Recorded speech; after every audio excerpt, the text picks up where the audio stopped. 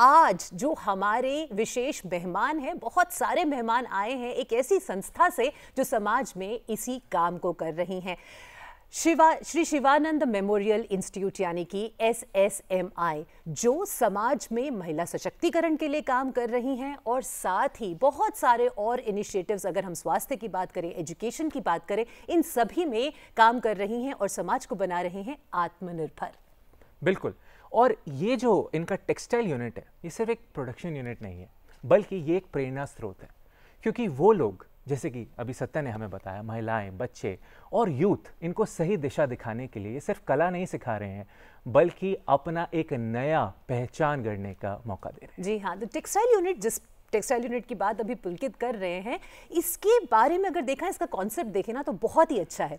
सबसे पहली बात है, लोगों को ट्रेन किया जाता है और उसके बाद जो प्रोडक्ट्स हैं उनको मार्केट मिलता है फ्रांस जैसे देशों में, और जो उसके इनकम है उसको लगाया जाता है एजुकेशन और हेल्थ सर्विसेज के लिए। तो बात यह है कि एक कंप्लीट एक पिक्चर जो है वो प्रेजेंट करते हैं इस तरह से कि आत्मनिर्भर भी बनाया जाए और साथ ही लोगों को एजुकेट भी किया जाए और उनकी हेल्थ पर भी काम किया जाए।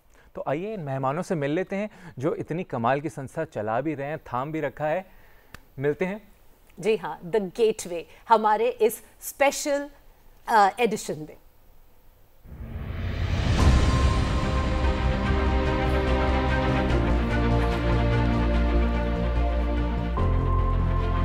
आप सभी का बहुत बहुत स्वागत है। The gateway, a dream with direction. जब हम आपकी संस्था की बात करते हैं तो यही नाम जो है मुझे सबसे ज़्यादा उचित लगता है। सुनीता भसीन जी, आपका बहुत बहुत स्वागत करते हैं। आप डायरेक्टर हैं SSMI की। गुरदीप जी, आप कोऑर्डिनेटर हैं, आपका भी बहुत बहुत स्वागत करते हैं। और जिस टेक्सटाइल यूनिट की हम बात कर रहे हैं उसके 2 पिलर्स हमारे साथ हैं। इरम, आपका भी बहुत बहुत स्वागत करते हैं, और संतोष जी, आपका भी बहुत बहुत स्वागत करते हैं। सुनीता जी, सबसे पहले तो हम बात करें अगर, तो एक ऐसी संस्था जिसका इतिहास तो लगभग अब 60 वर्षों से ऊपर का है, लेकिन आप पिछले 22 या 23 वर्षों से जुड़ी हुई हैं। जब इस संस्था की जर्नी को आप देखती हैं, जिस तरह से आप काम कर रहे हैं महिला सशक्तिकरण के लिए, एजुकेशन की फील्ड में, हेल्थ की फील्ड में, क्या लगता है जब आप इस जर्नी को देखती हैं? क्योंकि इतना लंबा समय आपने इस संस्था के साथ, इस संस्था को थाम कर आप भी आगे चली हैं और न जाने कितने लोगों को आप आगे लेकर गई हैं। मैं 2003 में स्वामी शिवानंदा मेमोरियल इंस्टीट्यूट से जुड़ी, और सच पूछिए तो मुझे भी नहीं मालूम था मैं कहाँ जुड़ गई हूँ। क्योंकि एक स्कूल चल रहा था और एक ये पहला विमेन ITI था जो 1964 में खड़ा किया गया। तो दाद देती हूँ मैं तो फाउंडर लेडी का, जिन्होंने 1964 में ये सोचा कि महिला अगर सशक्त है तो बच्चे और कम्युनिटी आगे बढ़ते ही जाएंगे। उससे ये नींव रखी गई है संस्था की, और शायद हम उसी रास्ते पे चलते गए।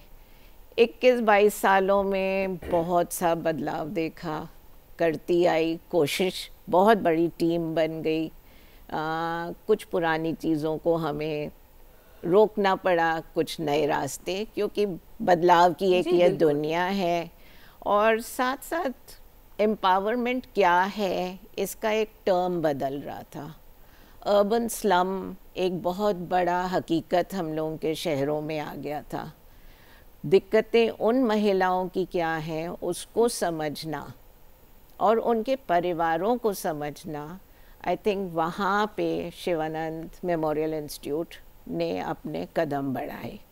पहले तो ये था कि जो भी महिलाएं हैं जिनको ट्रेनिंग लेनी है वो आके ट्रेनिंग लेती थी, एंड जहाँ जहाँ नौकरी मिल सकती थी तो वो शायद अर्बन स्लम की नहीं थी, वो नॉर्मल हाउस होल्ड से भी थे, सब कुछ थे।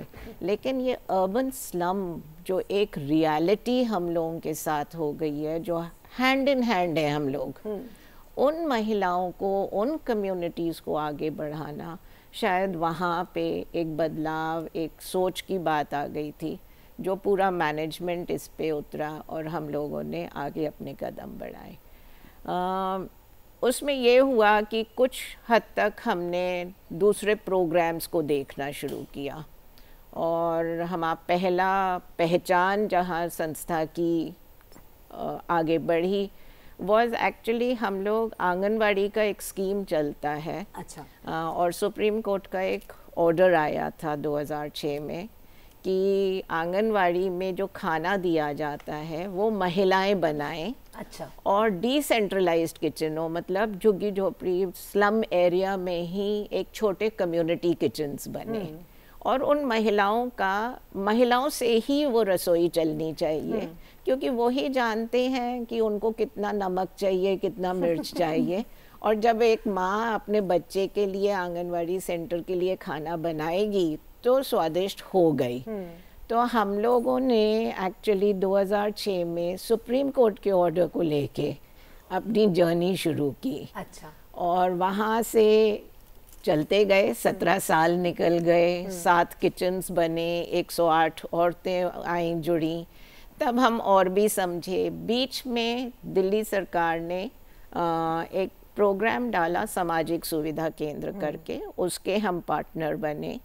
उसमें गुरदीप, इरम, ये लोग सब जुड़े, क्योंकि वो एक सिंगल विंडो सिस्टम का एक ऑपरेशनल प्रोग्राम था। हाँ। कि आधार कार्ड बनना है, महिला का कोई और किसी तरह डिसेबिलिटी का सर्टिफिकेट मिलना है। हाँ। और उस प्रोग्राम को अट्रैक्टिव बनाने के लिए दिल्ली गवर्नमेंट ने प्रोविजन डाला कि आप विमेन को घर से खींचिए, कुछ ट्रेनिंग प्रोग्राम्स डाल तो के। इस ट्रेनिंग के तहत ही आपने टेक्सटाइल यूनिट की भी शुरुआत की। इरम, एक बार आपसे जानते हैं ना, आप जैसे एक ऐसे परिवेश से आ रही थी जिस समय आपने शुरुआत की तो आपका घर से निकलना भी इतना अलाउड नहीं था, मुश्किल था, है ना।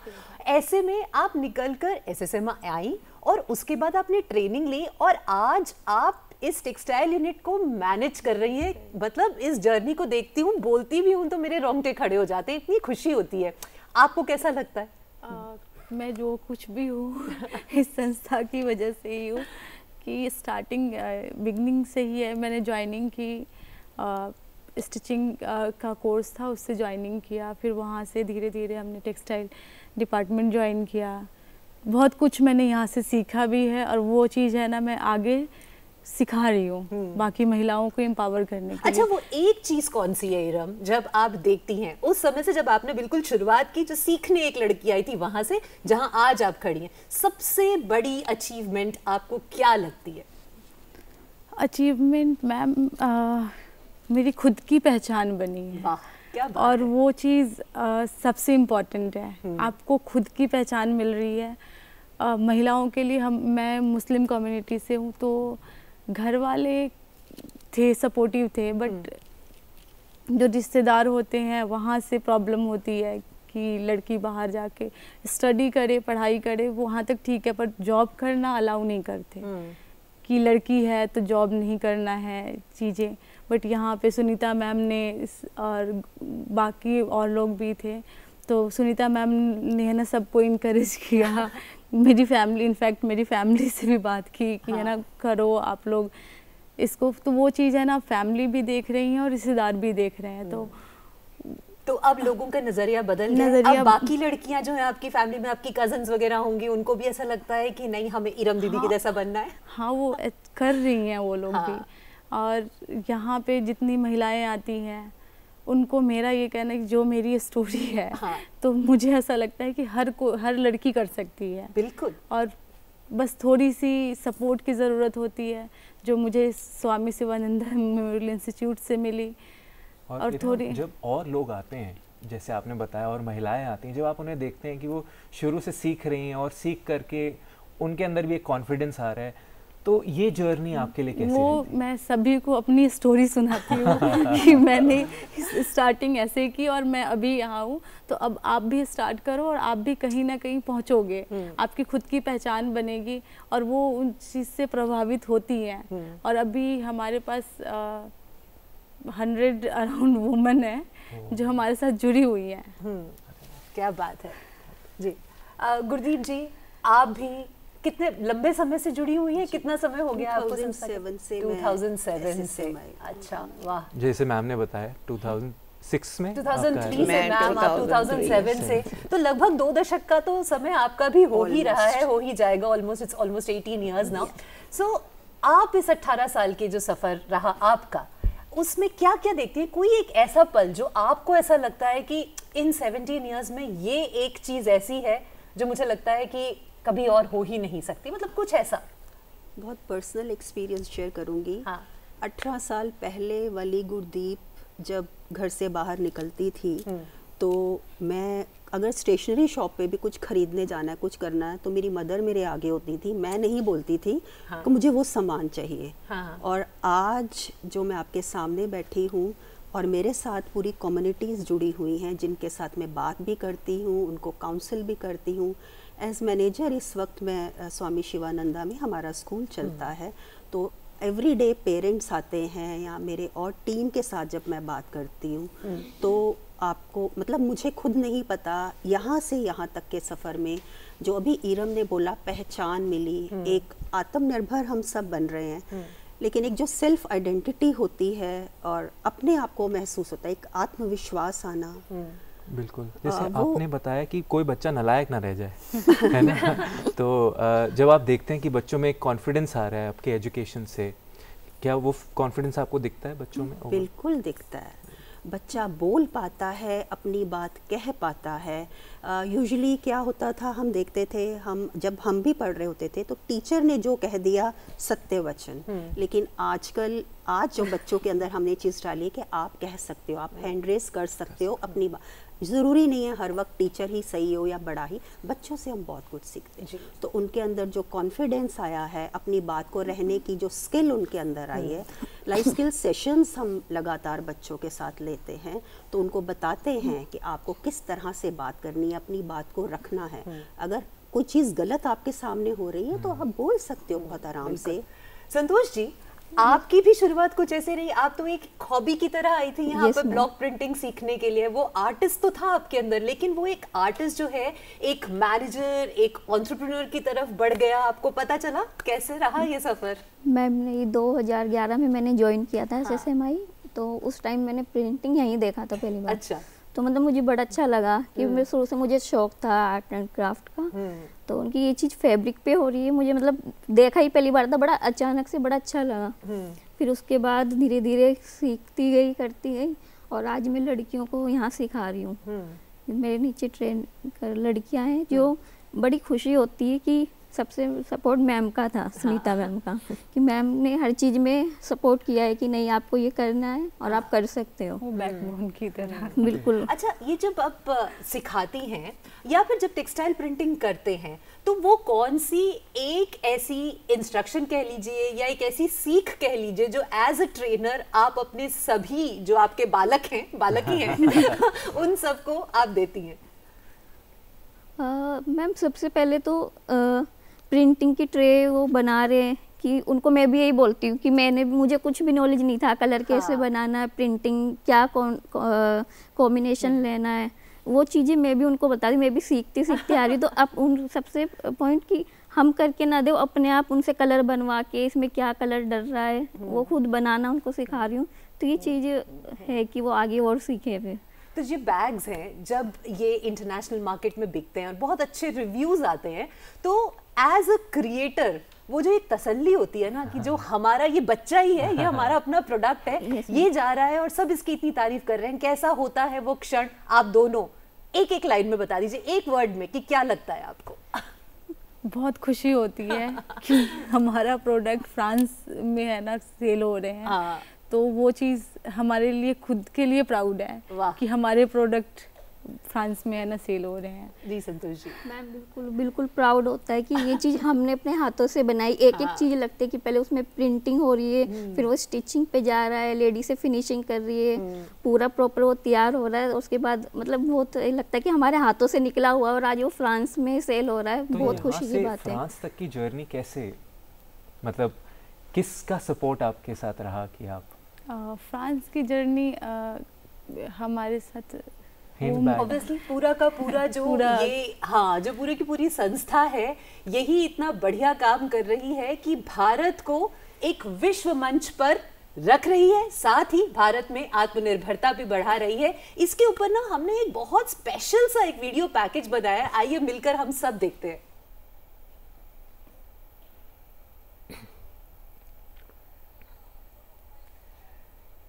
तो अब हम ये भी देखेंगे कि किस तरह से यहाँ पर इस संस्था में काम होता है, किस तरह से सब लोग एक साथ मिलकर है ना इन बैग्स को बना रहे हैं, और किस तरह से ये जो हिन बैग्स हैं ये जा रहे हैं फ्रांस में, और भारत की जो एक तस्वीर है, भारत के हाथों की जो खुशबू है ना, वो फ्रांस में भी फैला रहे हैं।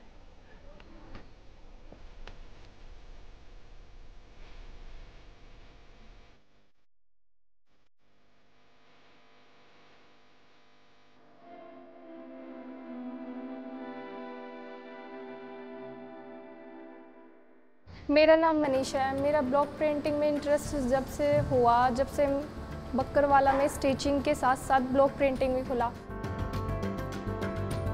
इससे पहले मैं बक्करवाला में थी, वहाँ पे 1 महीना ट्रेनिंग लेके यहाँ पर आई। मुझे ब्लॉक प्रिंटिंग में इंटरेस्ट लगा तो मैं उसके साथ जुड़ी, तो मुझे ये भी पता चला कि उसके साथ जुड़ने से मुझे फाइनेंशियली इंडिपेंडेंट भी हो सकती हूँ। मैं यहाँ 2019 से मैं यहाँ स्वामी शिवानंदा से जुड़ी हुई हूँ, और यहाँ आके मुझे बहुत अच्छा लगा कि यहाँ हर प्रकार के बैग बनते हैं, यहाँ पे सिखाया भी जाता है, और आज इस मुकाम पे हैं कि यहाँ पे बैग बना भी रहे हैं और महिला को हम सिखा भी रहे हैं। यहाँ पे ट्रेनिंग दी है, यानी कि जो लेडीसें आती हैं या वैसे जो अनमैरिड जो होती हैं उनको भी सिखाते हैं काम, उसको देख के बताते हैं कि भाई ये काम कैसे करेगी, किस हिसाब से करेगी, उनको उसी हिसाब से सेटिंग करके और अपना काम सिखाया जाता है। मशीनों पे मशीन चलानी है, कैसे चलानी है, और वो सिखा के उनको फिर काम पहले नॉर्मल देते हैं, उसके बाद में फिर जब काम सीख जाती हैं तो यहाँ पर काम करते हैं।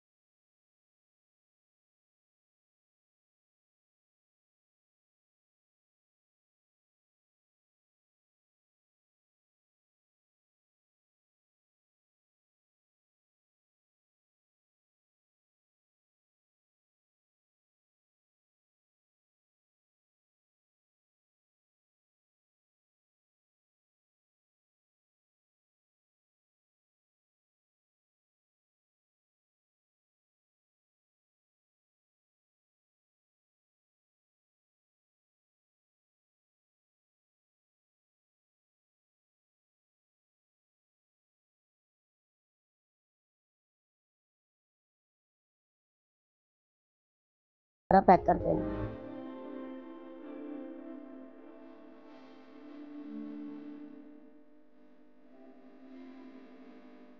बहुत सारी औरतें हैं जिनके घर में मतलब दिक्कत होती थी, जैसे एक औरत आई, फिर दूसरी औरत आई, फिर तीसरी आई, तो एक दूसरे को पैसे ले जाएंगी तो फिर सबको अच्छा लगता है। देखो कि हमारे को जैसे हम किसी को सिखाते हैं तो हमारे को संतुष्टि मिलती है कि चलो ये अपना रोजगार कर सकती हैं, अपना घर चला सकती हैं, और ये सब यानी कि हम उनको इतना ट्रेन कर देते हैं कि वो उनको कहीं भी भविष्य में दिक्कत नहीं हो। In Spain, all the companies that make clothes, they do it like in a very automatic way with many machines, and here it's like really handmade. कई महिलाएं हमें मिलती हैं ऐसी जो कहती है कि मतलब बेरोजगार हैं, वो भी काम करना चाहती हैं, यहाँ आना चाहती हैं, हमसे भी पूछते हैं कि आप कहाँ काम करते हो, तो हमें उन्हें बताते हैं कि आप यहाँ आइए, और हमें कई केस ऐसे हैं कि हम उनको यहाँ पे आते हैं, उन्हें सिखाते हैं, और आज वो इस मुकाम पे है कि वो यहाँ काम कर रही हैं और बहुत खुश हैं।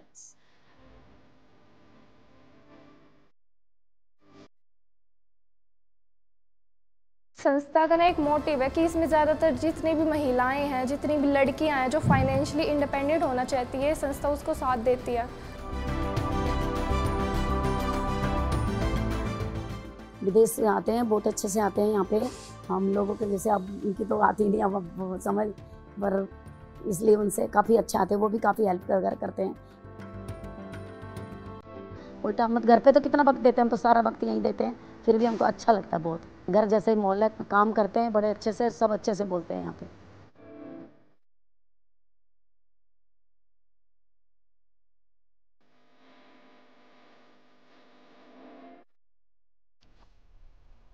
तो ये ना एक ऐसी जगह है जहां पर सुई धागे से सच में कहें तो सपने बुने जा रहे हैं, है ना? बिल्कुल बिल्कुल। और हुनर को अगर शिक्षा मिल जाए तो वो इंसान खुद भी और बाकी समाज को भी रोशन कर देता है। हाँ, तो हमारे साथ इसी संस्था के कुछ और लोग भी जुड़े हुए हैं। हम स्वागत करते हैं यहाँ पर रेखा पॉल जी और नेहा पॉल जी का। खास बात ये है कि ये जो डुओ है ये मदर डॉटर डुओ हैं। रेखा जी की पुत्री हैं यहाँ नेहा जी, और इनकी कहानी भी बहुत ही दिलचस्प है। पहले शुरुआत की रेखा जी आपने ज्वाइन किया सबसे पहले संस्था को, और उसके बाद नेहा यहाँ पर पढ़ने के लिए आई और आज यहाँ पर पढ़ा रही हैं। तो किस तरह से अगर एक महिला सशक्त हो तो पूरा का पूरा परिवार सशक्त होता है, इसका जीवंत उदाहरण है आप दोनों, रेखा जी और नेहा जी। रेखा जी, अब आप कैंटीन को मैनेज करती हैं यहाँ पर, है ना? और सबसे पहला क्वेश्चन, बनती तो बहुत सारी चीजें होंगी यहाँ कैंटीन में और बहुत टेस्टी भी बनती होंगी, लेकिन आत्मनिर्भरता का जो स्वाद होता है ना, वो कैसा होता है? वो तो बहुत अच्छी होती है है ना? क्योंकि आप खुद को तो मतलब आत्मनिर्भर बनाते ही हैं, है ना? और दूसरों को भी आप आत्मनिर्भर बनाते हैं, और यही आपकी बेटी की भी स्टोरी रही है। नेहा, कितने साल की थी जब आप यहाँ पर आई थी, इस संस्था के साथ जुड़ी थी? हाँ जी मैम, मैं संस्था से फर्स्ट क्लास से जुड़ी हूँ। अच्छा। जब मैं पहली कक्षा में थी, पहली कक्षा में यहाँ पे एडमिशन लिया था, फिर मैंने यहाँ से 10th तक पढ़ाई करी। उसके बाद यहाँ से मैं इतना काबिल बनकर गई हूँ कि मैं वापस यहीं पे आके उन्हीं मतलब बच्चों को उसी स्कूल में पढ़ा रही हूँ। हाँ जी। पर आपके पास तो और भी बहुत सारे ऑप्शंस रहे होंगे कि आप यहाँ ज्वाइन कर सकती हैं, वहाँ ज्वाइन कर सकती हैं, वापस आपने इसी संस्था को क्यों चुना? क्या खास बात थी? क्योंकि मैं चाहती थी कि जहाँ से मुझे पहचान मिली है मैं वहाँ आत्मनिर्भर बनूँ और वहाँ पे पढ़ने वाले बच्चों को अपने ज़रिए शिक्षा दूँ कि आप जो चाहते हो, जो सपने देखते हो और जहाँ से शुरुआत करते हो, आप वापस आके उन्हीं लोगों को मोटिवेट कर सकते हो। तो जब आप वही बच्चों को देखती हैं, हाँ जब आप छोटी थी, जब उन्हें देखती हैं, तो आप क्या उन्हें सीख देती हैं, क्या बताती हैं? क्योंकि आपने अपनी एक्सपीरियंस से भी बहुत कुछ सीखा होगा। सबके जीवन में लड़ाइयाँ होती हैं, भले ही आपका बैकग्राउंड कुछ भी हो, सबके अपने अपने जीवन में लड़ाइयाँ होती हैं, लेकिन जब आप वही जो बच्चे भी हैं अपने समाज से किसी तरह से लड़ रहे हैं, उनके भी कुछ दुख दर्द होते हैं, जब आप उन्हें देखती हैं, कहीं ना कहीं अपने आप से रिलेट करके उनको एक सही दिशा दे पाती है? हमेशा मैम। हाँ। मैं जब भी बच्चों से बात करती हूँ, उनकी आर्थिक स्थितियाँ जानती हूँ, उनके बैकग्राउंड को समझती हूँ, तो हमेशा उनके अंदर मैं अपनी छवि को देखती हूँ। क्योंकि जब मैं छोटी थी या फिर जब मैं कॉलेज कर रही थी तो मेरे परिवार की आर्थिक स्थिति इतनी अच्छी नहीं थी। तो इस संस्था के जरिए जब मैं इससे जुड़ी तो इसके ज़रिए मैंने सपनों को पूरा करना शुरू किया। क्या बात है। और जब भी किसी बच्चे को पता चलता है कि मैं यहाँ से पढ़ी हूँ तो भाग के आते कि मैम आप यहीं से पढ़े हो। तो मेरे लिए अपने आप में ही बहुत गर्व की बात है कि मैं जिन बच्चों को पढ़ा रही हूँ वो मुझसे मोटिवेट है, और बच्चे कहते हैं कि मैम मैं बड़ी होकर टीचर बनूंगा, इसी स्कूल में आऊँगी। तो शायद मेरे लिए अपने आप में ही बहुत बड़ी बात है ये। मेरे पास एक बहुत क्यूरियस क्वेश्चन है। बच्चों की ना बड़ी ख्वाहिशें होती है, इमेजिनेशन होती है, मैं बड़े होकर ये बनूंगा वो बनूंगा। सबसे इंटरेस्टिंग आपको कौन सा लगा अब तक? सबसे इंटरेस्टिंग आजकल वैसे तो बहुत सारी चीज़ें हैं पर आजकल एक बहुत कॉमन चीज़ें चल रही है, यूट्यूबर। अच्छा। तो बच्चे बोलते हैं कि मैम मैं यूट्यूबर बनूंगा, तो ठीक है। मतलब पर आप क्या कंटेंट पेश कर रहे हैं समाज के सामने? मुझे लगता है कि एक संस्था के जो संस्कार होते हैं वो ये होते हैं कि आप जो चाहे बनिए, लेकिन किस विचारधारा को लेकर आप उसमें आगे बढ़ते हैं वो बहुत ज़रूरी है। रेखा जी, जब आप नेहा को देखती हैं तो बड़ा गर्व महसूस होता होगा। हाँ जी मैम, बहुत गर्व महसूस। आपको लगता है कि जो आपने सपना देखा था नेहा के लिए वो पूरा हो गया है? हाँ जी मैम, वो पूरा हो गया है। लेकिन हमारे जो स्कूल में जब आई थी मैं, हमारी भी नेहा ने जो बताया, हमारी आर्थिक स्थिति अच्छी नहीं थी। 2007 में मैंने सिलाई से शुरुआत किया था, तब सिलाई की कोर्स दिया जाता था, मैं वहीं पे आई, तब नेहा बिल्कुल ही छोटी थी। फिर मैंने सिलाई कट की इधर कोर्स किया, सीखी, 3 महीना के कोर्स किया। इसके बाद मैं घर पे रही। फिर इसके बाद मैंने 2013 में आई बेनीफुट में। हमारा जो मैम ने बोला आंगनबाड़ी की काम शुरू हुआ था, तब मैंने 2013 में आंगनबाड़ी में आई, तो आंगनबाड़ी के बच्चों को खाना जाती थी, वहीं पे भी मैंने काम किया। स्वामी शिवानंद स्कूल से मैंने बहुत कुछ सीखा। मैम, बड़ी मैम, गुरदीप मैम हमेशा हमारी साथ दिया। फिर मैंने धीरे धीरे कैंटीन में आई। मैं जब शुरुआत में आई थी तब मेरे को लिखना तो दूर की बात है, मेरे को भाषा भी बोलना नहीं आ रही थी। अभी भी मेरे को बंगाली भाषा कभी कभी आ जाती है। हाँ। लेकिन ठीक से मेरे को बहुत अच्छी हिंदी बोल रही हो। मेरे को की हिंदी तो वाह क्या कहने। नहीं, हिंदी मेरे को आती थी। फिर इसी स्कूल में मैंने पीछे नहीं हटी। मैंने बोला कुछ ना कुछ सीखना है, बच्चों को पढ़ाना है, आगे बढ़ना है। फिर मैंने कैंटीन में लगी। जो मेरे को नहीं आता था कुछ भी, अभी मैंने कैंटीन को संभाल रही हूँ, लिख रही हूँ। जो कस्टमर आती है हमारा, हम हिंदी में बात करती हूँ। खाना बनाने से लेकर हर चीज़ मैंने कर रही हूँ।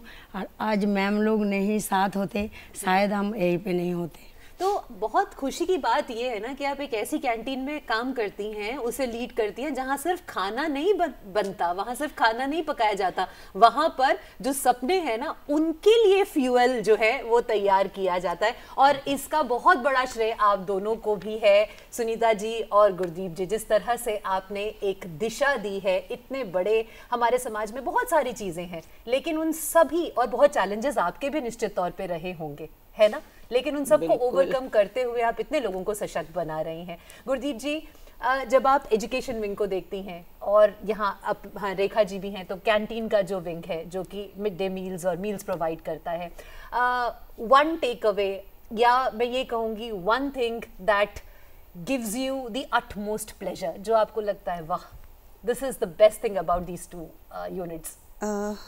Connection between these two units, bond जो एक, मैं इससे पहले बताना चाहूँगी कि इस संस्था की एक खूबी खासियत ये है कि हम कहने को अपनी कर्म भूमि पे हैं, लेकिन हम सब लोग एक दूसरे के साथ बहुत ज़्यादा कनेक्टेड हैं। तो जब ये बच्ची स्कूल में आई थी नेहा, तो उस वक्त मैं आर्ट क्राफ्ट टीचर हुआ करती थी। इसके टाइम पे मेरी स्टोरी यहाँ से स्टार्ट हुई थी। तो ये पढ़कर निकल गई, 10th तक हमारा ये स्कूल है। उसके बाद नेहा, पॉल की जो मदर है, वो कैंटीन में काम कर रही थी, तो वो कनेक्शन बंद नहीं हुआ, लगातार जानती रहती थी। अब रेखा नेहा क्या कर रही है, मैम वो हिंदी ऑनर्स कर रही है SPM से, मैम अब उसने BEd कर लिया है। तो ये जो बॉन्ड हमें SSMI से मिला है, मैम के पास जितने लोग आए हैं आज, अगर आप इनसे जानेंगी एक एक जन के बारे में टिप्स पे, तो उस बॉन्ड की वजह से आज हम सब लोग एक दूसरे के साथ कनेक्टेड हैं, चाहे वो हेल्थ है, चाहे वो फूड है, चाहे वो टेक्सटाइल है, चाहे एजुकेशन। सो एक फैमिली है ये SSMI फैमिली। ये धागा है प्रेम का, जिसने आप सबको बांध के रखा हुआ है, और ये प्रेम ही है जो मुझे लगता है जिसका संचार आप पूरे समाज में कर रही हैं। सुनीता जी? कुछ ऐसे ही कह लीजिए, क्योंकि कुछ शायद सोचा नहीं था, रास्ता चलता चला और हम भी चलते चले। एक चीज़ ज़रूर थी कि अगर कोई हमारा गेट पार करके आया है, उसके लिए कुछ तो करना ही है। क्या बात है। सो उसी से शायद, चाहे वो बच्चे एडमिशन के लिए आए, या वो पेरेंट्स आए, या मदर्स आती हैं कि हमें कोई काम चाहिए, हम ज़रूर टटोलते हैं कि इसकी मदद कैसे हो सके। There is never a no, we have to provide, and our basic purpose is that, हमारी सर्विस ही वही है। स्वामी शिवानंद जी के आइडियल्स ही यही है, be good, do good, love all, serve all, और उसी को आप एक तरह से शायद वो अंदर से है या क्या है। This is something I tell across the board, we cannot deny anyone their right to be in the institute. अब वो जहाँ भी जुड़ जाएं वो उनकी किस्मत, क्योंकि हम वो तो नहीं लिख के आए हैं, लेकिन जहाँ जुड़ जाए। मैं आप दोनों से पूछना चाहता हूँ, जब स्टूडेंट्स पास आउट होके जाते हैं, जैसे नेहा आए वापस, और ऐसे स्टूडेंट्स जो हैं जो कि पास आउट हुए हैं, वो कैसे आपके साथ जुड़ते हैं, और जब आप देखते हैं वो वापस आ रहे हैं तो आपको कैसा फील होता है? क्या ऐसा है कि वो कहीं जाते ही नहीं है, वो जुड़े ही रहते हैं आपसे? राइट। नहीं, ऐसा तो नहीं होता है। अनफॉर्चुनेटली हम अभी तक अपना स्कूल 12वीं तक नहीं कर पाए हैं। अगर वो हो जाएगा तो फिर वोकेशनल ट्रेनिंग ऑटोमेटिकली, क्योंकि वो हमारा आर्म है ही, 10th के बाद वो नेबरहुड स्कूल में चले जाते हैं। वॉल टू वॉल ही सर्वोदय है और दूसरे भी गवर्नमेंट स्कूल्स हैं, तो वो 11वीं 12वीं में चले जाते हैं और मिलते रहते हैं, क्योंकि रास्ता वही है।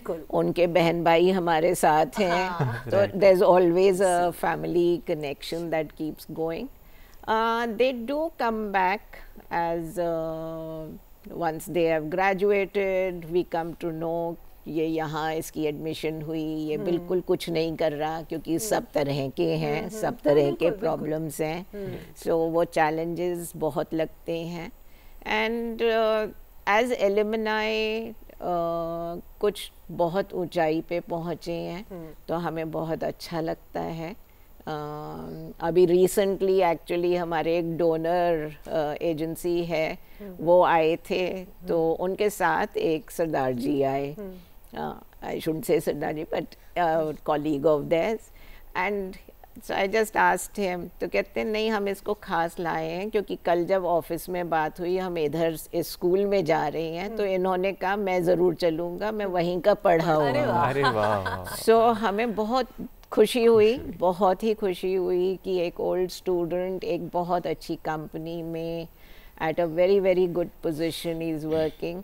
So we try to stay in touch, they try and stay in touch, but mother and daughter, mother and other extended family, mother and son, we also have a mother and son, both working with us, so life goes on. Thank you so much, thank you so much। आप सब हमारे साथ जुड़े। आज हमने ये भी देख लिया जो हुनर और रोशनी आप पैदा कर रहे हैं और फैला रहे हैं, सच में इसका कोई सानी नहीं है। तो एजुकेशन विंग की हमने बात की सभी लोगों से। सुनीता जी आपका बहुत बहुत धन्यवाद, गुरदीप जी आपका बहुत बहुत धन्यवाद, रेखा जी, नेहा जी, आप लोगों का भी बहुत बहुत धन्यवाद। जिस एजुकेशन विंग की अभी हमने बात की ना, उसके ऊपर एक बहुत खूबसूरत सी एक प्रेजेंटेशन हमने बनाई है, आइए हम सब मिलकर देखते हैं।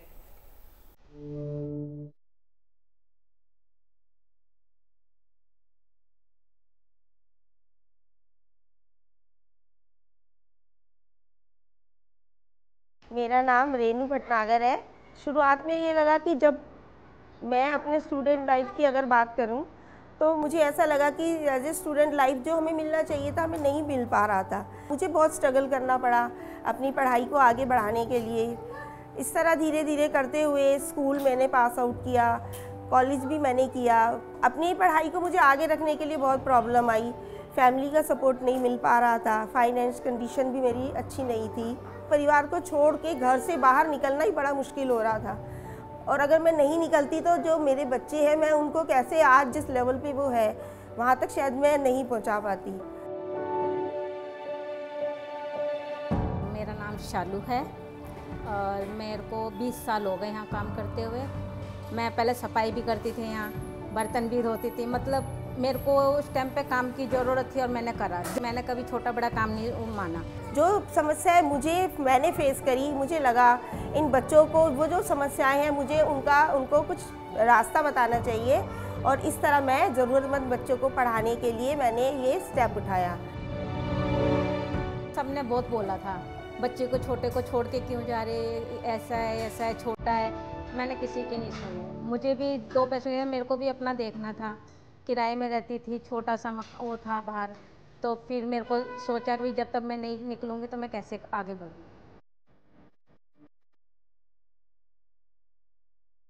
एक बच्चा था मेरे पास, उसकी मदर ने कहा कि अब हम अपने गांव जाएंगे, और उसकी एक बड़ी सिस्टर थी जो 7th या 8th क्लास में थी। तो मैंने उनसे बात करी, वो कह रहे अब हम जाएंगे तो अपनी बच्ची की हम मैरिज के लिए उसे अपने विलेज ले जा रहे हैं। मुझे बड़ी हैरानी है कि बच्ची 8th क्लास में है, गांव में आप ले जाओगे, आप इसकी शादी ज़बरदस्ती कर रहे हो, उसकी पढ़ाई छुड़वा रहे हो। बड़ी बच्ची का तो आप कर ही रही है, लेकिन आपके छोटे बच्चे पर की पढ़ाई पे उसका बहुत ज़्यादा इफेक्ट पड़ेगा। आप दोनों बच्चों की पढ़ाई मत छुड़वाओ, ये बहुत ज़रूरी है। पढ़ाई के बगैर बच्चे आगे नहीं बढ़ पाते। शिक्षा का महत्व हमारे जीवन में बहुत ज़्यादा है। शायद उनको कुछ समझ आया तो उन्होंने अपना वो डिसीज़न बदल दिया और उसके बाद उन्होंने सोचा कि मैं अपनी इस बच्ची को भी पढ़ाऊँगी और जो मेरा बच्चा 2nd क्लास में आपके पास है, मैं उस बच्चे की पढ़ाई को नहीं रोकूँगी।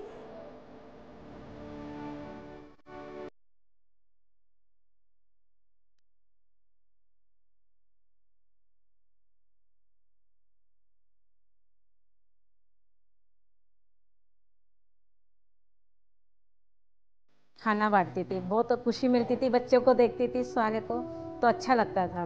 फिर मेरे को यहाँ पे सबने देखा काम बहुत अच्छा करती है, टीचर वगैरह को बहुत पसंद आते थे, तो कहते थे शालू तू कहीं नहीं जाएगी, हमारे साथ ही रहेगी। पहले सिर्फ ऑफिस का लंच जाता था, अब ये सारे लंच बाहर तक जाते हैं। अब लोग यहाँ पे ही खाने आते हैं, जैसे लोग देखते हैं घर की तरह खाना बनता है, सबको अच्छा लगता है।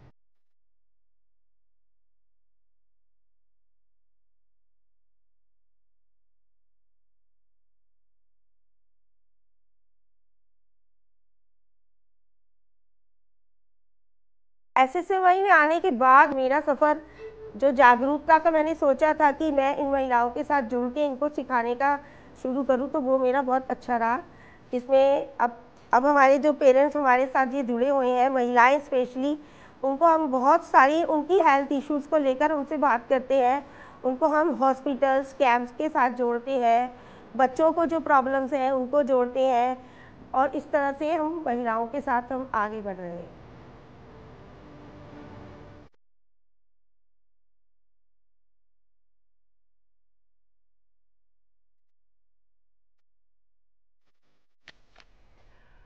और ज्ञान की रोशनी जब आंखों की रोशनी से मिलती है, तब मुझे लगता है कि जो दुनिया में प्रकाश सही रूप से फैलता है, जिसमें हमें सोचने, समझने और देखने सबकी शक्ति जो है वो एक साथ विकसित होती है। क्यों? बिल्कुल बिल्कुल, आपकी बात सही है।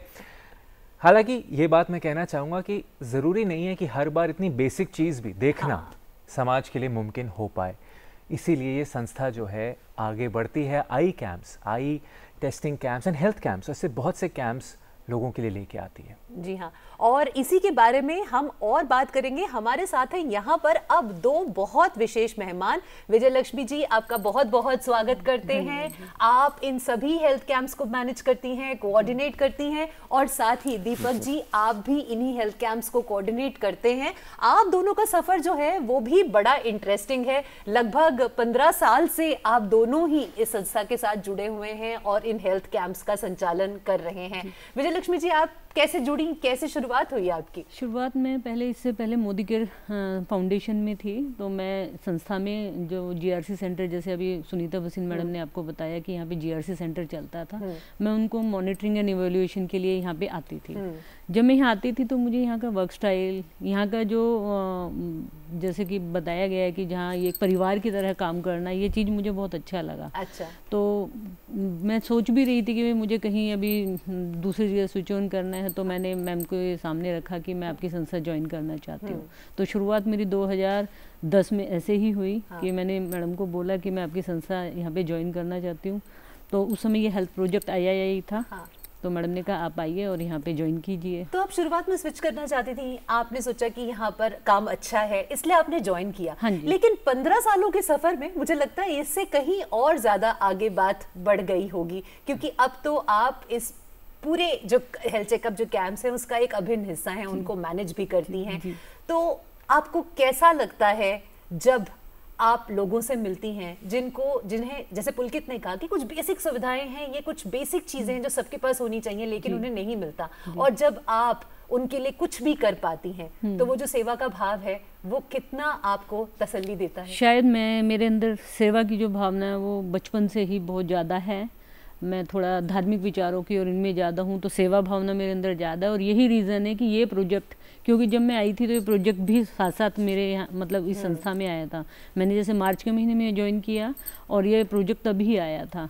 तो मैं तो इस प्रोजेक्ट को अपने बच्चे के रूप में देखती हूँ। क्या बात है कि मतलब ये प्रोजेक्ट सच्ची में मतलब फील्ड में जाना, पेशेंट्स के साथ बात करना, पेशेंट्स की जो ज़रूरतें हैं उनको समझना, फिर उनके साथ उनको जहाँ जहाँ जो जो सपोर्ट चाहिए वो सब सपोर्ट देना, वो सब। क्योंकि ये प्रोजेक्ट सच्ची में मैं अभी भी इस प्रोजेक्ट को अपने बच्चे के रूप में ही देख के आगे चल रही हूँ।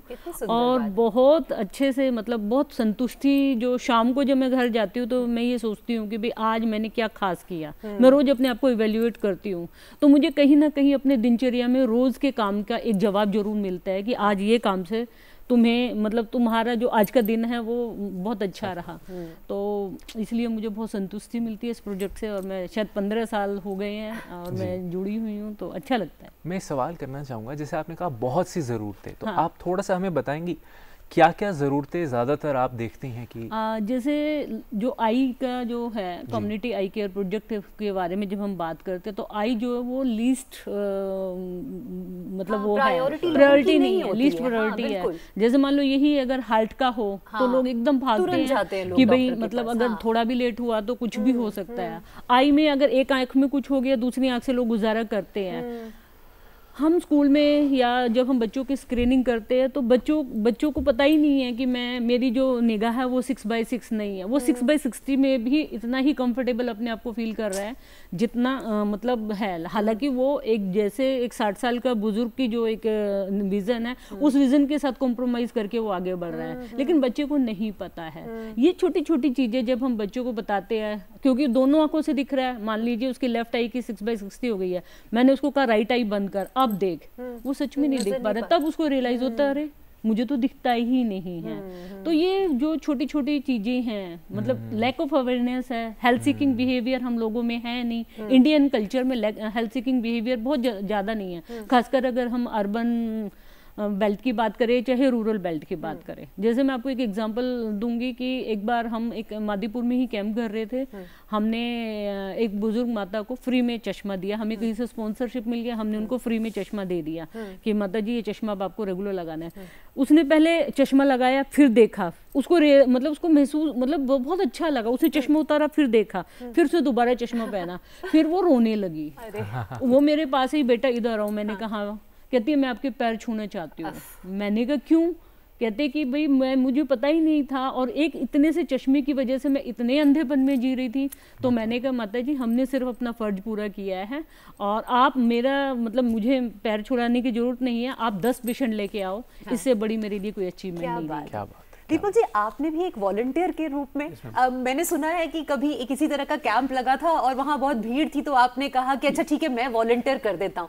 तो वो पल और आज 15 साल का इतना लंबा सफर, आपके वो कौन से एक्सपीरियंसेस हैं जो आपको हर दिन, जैसे विजय लक्ष्मी जी ने कहा कि संतुष्टि देते हैं, तो वो कौन सा सबसे बड़े पल हैं जो कि आपको सबसे ज्यादा संतुष्टि देते हैं? SSMI का सबसे पहला मोटिव यही है कि हम 0 से 100% तक करते हैं। हाँ। एक पेशेंट जैसे हमारे पास आया, हम पहले उसका मतलब रजिस्ट्रेशन करके उसको ऑपरेशन तक मतलब पूरा 100% कर देते हैं कि उसको फाइनल हो जाए, मतलब कि पूरा उससे दिखे, उसके फॉलोअप्स होते हैं उसके, मतलब ये नहीं है कि हम उसको रास्ते में छोड़ दिया हमने कि एक बार चेक करा चलो जी फ्री कर दिया, ऐसा कुछ नहीं है।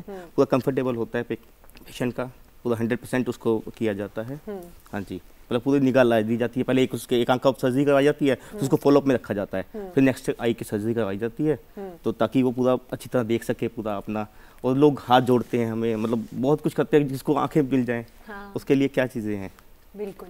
तो आपको क्या लगता है कि जब आप पेशेंट्स को देखते हैं, लोगों से आप बातचीत करते होंगे, थोड़ा बहुत आपको बैकग्राउंड भी समझ में आता होगा, क्या लगता है कि वो कौन सी चीज़ है जो शायद एक आम इंसान को रोक रही है कि वो अपने इस हेल्थ पर ध्यान न दे, या क्या है वो जो हेल्थ पे बिल्कुल भी ध्यान नहीं दे पाते? सबसे पहली चीज़ है फैमिली सपोर्ट नहीं मिल पाता। दूसरा है कि उनको मतलब पता ही नहीं है कि मुझे आगे जाना है, मतलब अपनी आंखों, जैसे मैंने बताया अभी कि उसको प्रायोरिटी पता ही नहीं अपनी प्रायोरिटी क्या है, तो वही प्रॉब्लम है। तो जैसे यहाँ पर स्टूडेंट्स भी हैं और साथ में लोग कला भी सीख रहे हैं, आप सब एक साथ जोड़ करके वहाँ पर भी जैसे स्टूडेंट्स हो गए, उन्हें मैम ने बताया कि आप अवेयर करते हैं, तो मैं ये आपसे पूछना चाह रहा था कि स्टूडेंट्स को जब हेल्प चाहिए होती है तो आप कैसे किस तरह से, मतलब आप स्टूडेंट्स के साथ भी कोलैबोरेट यस सर।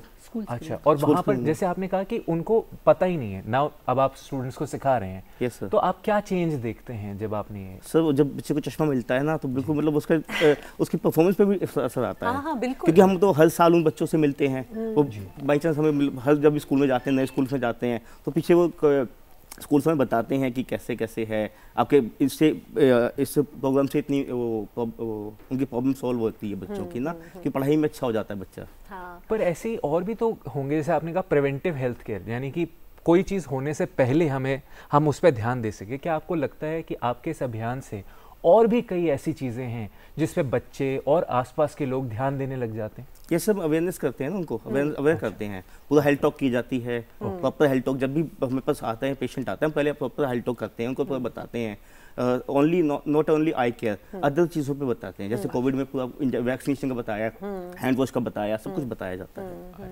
हाँ जी। और बाकी महिलाओं के हेल्थ के लिए भी आप लोग काम करते हैं? बिल्कुल, जैसे अभी दीपक आपको बता रहे हैं कि हम ओनली कम्युनिटी आई केयर पे तो काम कर ही रहे हैं, इसके अलावा हमने सर्विक्स कैंसर पे, HIV एड्स पे, ट्यूबरक्लोसिस पे और प्रिवेंटिव, जैसे जब मौसम बदलता है तो सीजनल जो डिजीज़ आनी है, डेंगू है, चिकनगुनिया है, इन पे हम कैसे अपने आप को बचा सकते हैं, इन सब चीज़ पे हम टॉक करते हैं। उसके अलावा उनको रेफ़र करते हैं, उनको जहाँ जहाँ लिंक कर सकते हैं पेशेंट्स को वहाँ पे लिंक करते हैं। एम्स के साथ मिलके और रोटरी क्लब के साथ मिलके हमने सर्विक्स कैंसर के स्कूलों में भी और कम्युनिटी में भी बहुत बार कैंप लगाए हैं। ऐसा तो ये वैक्सीनेशन का भी कराया है। और जैसे हमारा एक एरिया है बक्करवाला, वहाँ पे हमने बहुत बार इस तरह के कैंप्स और क्लिनिक्स कराए हैं। इसके अलावा जैसे अगर मैं बात करूँ, हम वुमेन एम्पावरमेंट पे भी काम कर रहे हैं, तो उसमें हम अपने औरतों के साथ maximum health, nutrition, hygiene, legal, financial literacy, इन सब चीज़ों पे बात करते हैं। फिर उनको जो भी फैसिलिटीज़ उससे रिलेटेड चाहिए वो सारी फैसिलिटीज़ हम उनको प्रोवाइड कराते हैं। मैम आपने हाइजीन की बात करी। हाँ जी। तो हाइजीन एज इन कैसा हम चेंज देख पा रहे हैं स्टूडेंट्स के थ्रू? स्टूडेंट्स में अगर हम हाइजीन की बात करें तो टाइम टू टाइम हमारे जो सेशन होते हैं उसमें अब हर बच्चा अवेयर है कि हाँ मुझे खाने से पहले अपने हाथ धोने हैं। वॉशिंग के जो हैंड वॉशिंग के जो स्टेप्स है वो बच्चा सारे फॉलो करता है। हाँ, स्कूल में इवेंट्स के दौरान वैसे भी हम हैंड वॉशिंग डे और ये सब सेलिब्रेट करते हैं और बच्चों को हम पूरा सिखाते हैं कि how to clean the steps of the proper hand washing. ये सब बच्चों को सिखाया जाता है और बच्चों में एक चेंज भी हम देख रहे हैं। जब रिसेस पीरियड होता है तो उससे थोड़ी देर पहले आप एक लंबी लाइन बच्चों की स्कूल में देखोगे, बच्चा अपना हैंड वॉशिंग के लिए आता है। जी। तो आप सभी को हमारी शुभकामनाएं हैं। आप इतना अच्छा काम कर रहे हैं, पूरी की पूरी संस्था। अगर हम लोगों को आत्मनिर्भर बनाने की बात करें, उन्हें शिक्षित करने की बात करें, या फिर उनके स्वास्थ्य को सही रखने में जो आप कदम ले रहे हैं, आप सभी को एक बार फिर से बहुत बहुत बधाई, शुभकामनाएं कि आप जिस सेवा के पथ पर चले हैं उस पे और निरंतर आगे बढ़ते रहें। बहुत बहुत धन्यवाद कि आप दोनों हमारे साथ डीडी मॉर्निंग शो पर जुड़े। बहुत धन्यवाद आपका।